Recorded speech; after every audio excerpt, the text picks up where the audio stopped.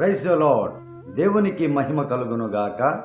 ఈ దినకాలపు ఆశీర్వాదపు లేఖనం ఫిలిప్పీలకు రాసిన పత్రిక 4వ అధ్యాయము 19వ వచనము.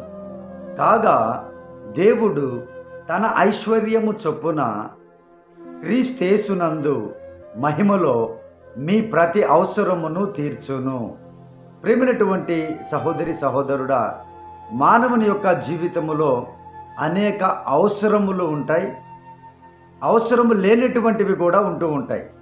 అయితే ఎప్పుడైతే నీవు క్రీస్తులో జీవిస్తూ ఉంటావో, యేసుక్రీస్తు వారి యొక్క వాక్యములో ఆయన ఆజ్ఞలలో నీవు జీవిస్తూ ఉంటావో, నీకు కావలసిన ప్రతి అవసరాన్ని దేవుడు తప్పకుండా తన ఐశ్వర్యము చొప్పున తీరుస్తారు అని లేఖనం సెలవిస్తూ ఉంది. నీ అవసరాలు తీరడం లేదు అనంటే ఒకవేళ క్రీస్తులో నీవు లేవేమో, క్రీస్తుకి అంటుగట్టబడి నీవు లేవేమో.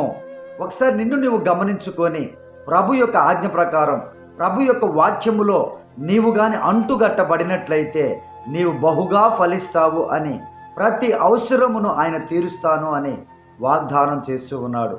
ఈరోజు చూస్తున్నటువంటి నీలో, నీ కుటుంబములో, నీ జీవితంలో ఏ అవసరం ఉందో ప్రభువుకి తెలుసు. అయితే నీ మట్టుకు నీవు ప్రార్థనాపూర్వకముగా ఆయనను అడుగు, ఆయనలో జీవించు. తప్పకుండా మీ ప్రతి అవసరాన్ని ఈరోజు తీరుస్తాను అని వాగ్దానం చేస్తూ ఉన్నారు. ఈ వాగ్దానము మీ జీవితంలో నెరవేర్చబడినట్లుగా ప్రార్థన.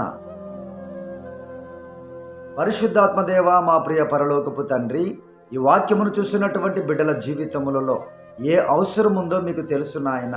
మీరే సహాయము చేయండి అయ్యా. క్రీస్తులో ఉండడానికి కృపను చూపండి అయ్యా. ప్రతి అవసరమును మీరే తీర్చి అయ్యా, మీరే బిడ్డలను బలపరచమని అయ్యా, ఇరుకులు, ఇబ్బందుల నుంచి, శోధనల నుంచి విడుదల దయచేయమని ప్రార్థన చేస్తూ ఉన్నాను తండ్రి.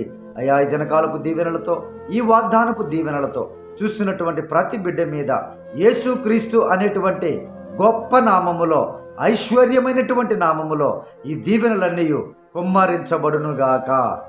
ఆమేన్.